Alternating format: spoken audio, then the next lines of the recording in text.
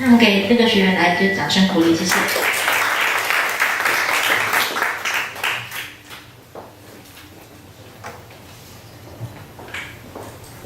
中心长官，还有现场的来宾，那老师还有各位同学，大家好。好，我是许元昌。那这一次的专题，我是做一个就是机械手背的控制，还有 VS 微处理器。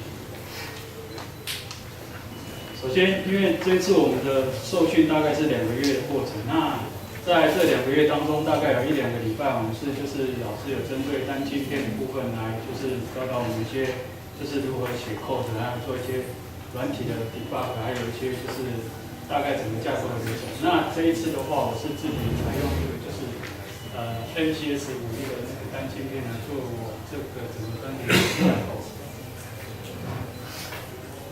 那我会做这个专题的原因，就是因为其实就是自己本身对那个机器人还蛮有兴趣，那是想说如果用最简单的部分来完成自己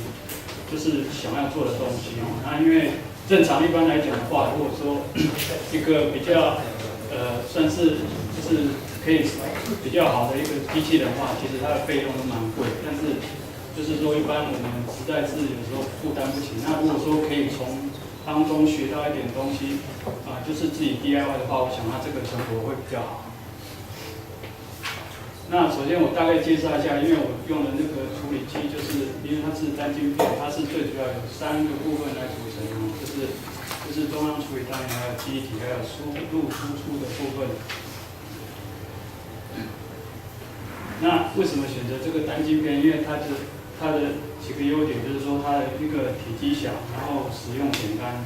那一体接线很容易，然后扩充性强。因为基本上看它这个大概雏形的架构，可以发现说，如果说我要做一个很简单的demo的话，其实如果我是开发版的话，我的体积可以很小。那等一下会在后面的那个图示给大家介绍一下。那我这边的那个电脑晶片的规格就是大家可以参考一下，因为它本身就是一般我们有4个 port， 然后还有中道微组，还有计时的功能这样。那最主要它还是有那个全双光UART同步的功能。那为什么要使用这个 Flash ROM 的好处，是因为使用上的话，它的程式记忆体大概可以使用到1000次左右那在我们在 try 的过程当中，其实我们只要不需要另外再额外的费用再做一些东西，我只要透过我的 USB， 然后利用它本身 ISP 的功能，就可以做一个简单的收录，下载到我的晶片里面，随时更改我的 code 这样。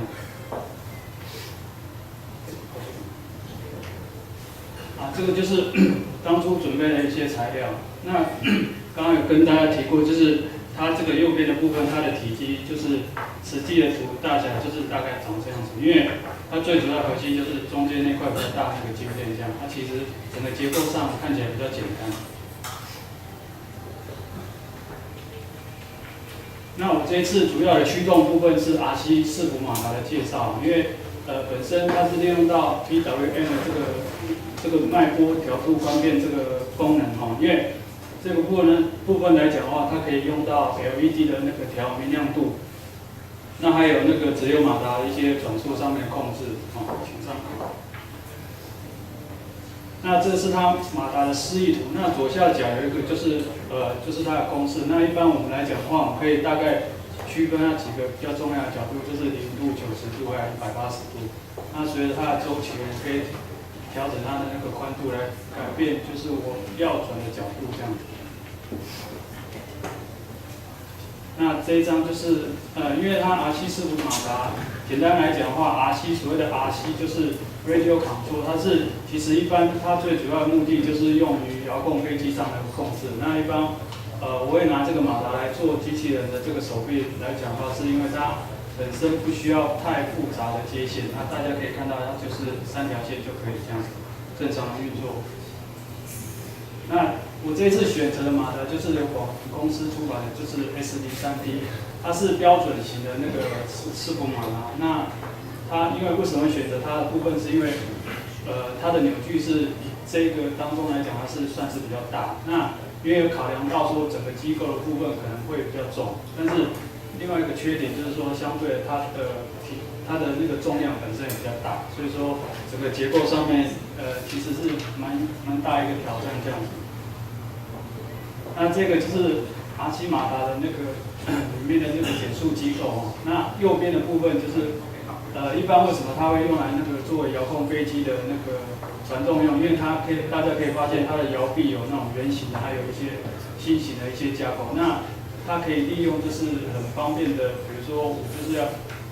飞机的那个下降那个机翼的摆动，就是可以用这些，或者是你用遥控飞行船的话，它也是可以用这个来传达。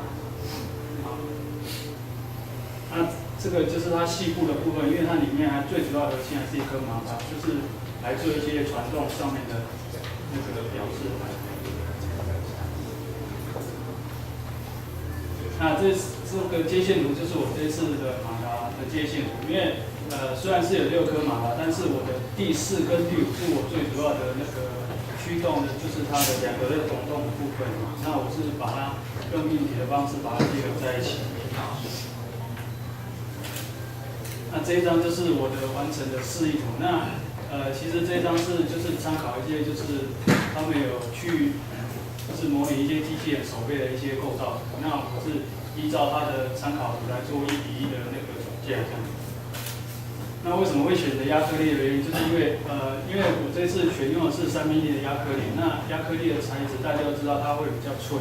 那我等于说我在制作的时候，我可以非常快速画出我的外形图，但是在加工方面来讲的话，就是因为它很脆，所以说在一些细部的部分会有一些蛮多的问题需要克服。这个是我就是施作的部分，就是用一些手工具、一些砂轮机，还有一些骨钳来做一些夹齿的这样加工。那因为刚才提到就是它的亚克力本身它的材质很脆，所以说必须要有很适当的夹齿。那这个就是右边这个图，就是当初在出来的时候，因为没有做好左边图这个动作，其实造成很多的亚克力的损坏。但是一个损坏来讲，其实它所花费的时间是非常长的，说要重复的一直在做一样的事情。那可以说，其实在这个专题来讲，我发现硬体的部分是我花最多的部分来琢磨这个部分。这个图是我昨天晚上在赶的，因为后来发现底座的部分呢，其实有点不太稳定。那就是我后来就是用这个废弃的培林，然后在加重的底座上面，可以就是增加它的，不要让它牵引力太大，就是让它基座可以再稳固一点点这样。这是之前就是测试的 demo 版，就是它，因为大家可以发现它之前是底板是比较大，那刚才上张图是昨天晚上临时熬夜赶出来这样子。那这是我的第2个架构，就是它基本上程式流程图，因为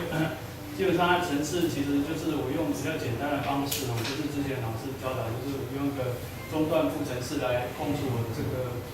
是送一些讯号，让我的马达就是只要时间到了之后就做它自己的动作，然后再回到主程式这样做重复的循环。那新的部分，因为其实这一次怎么讲，就是完成一个专辑其实蛮大的挑战，因为自己从发想题目开始，其实就是想说，我就是要做机器人，可是想象远比实作来的困难，因为为什么？就是自己在实作当中的过程，很多的东西其实已经做好，可是发现全部装上去完全不能用。那为什么不能用？其实就是一些细节的部分自己没有掌握到，比如说它的加工的尺寸还是什么，想说做到就可以，应该就没问题，外形有出来就可以。可是实际上的结合来讲，它是非常复杂，因为牵扯到它一些整个配重上面的问题。就刚刚提到，其实因为选用的马达它的扭力很大，可是实际上它所承受的后果就是说我整个机构来讲会非常重。那因为这次为了就是 DIY 选这个亚克力的部分来讲，就是说我自己比较好加工，但是相对的它的受力状况会比较没有办法承受那么多。那再来就是它专题的延伸，因为最主要这个架构出来，其实感觉是比较像有点在展示的那种手背这样子。那如果说有一些应用的话，是想说可以加上一些，你像 CCD 啊，如果说搭配一些那个操作界面来讲，让这个感觉这个会动的手臂可以比较有点 feedback 的感觉。这是我参考文献。那就是第4点的部分，因为我也是参考这个外国网站，它就是有一个机器手背是大概应该是说仿照它的功能来做一样的动作这样子。好，我报告到此，谢谢。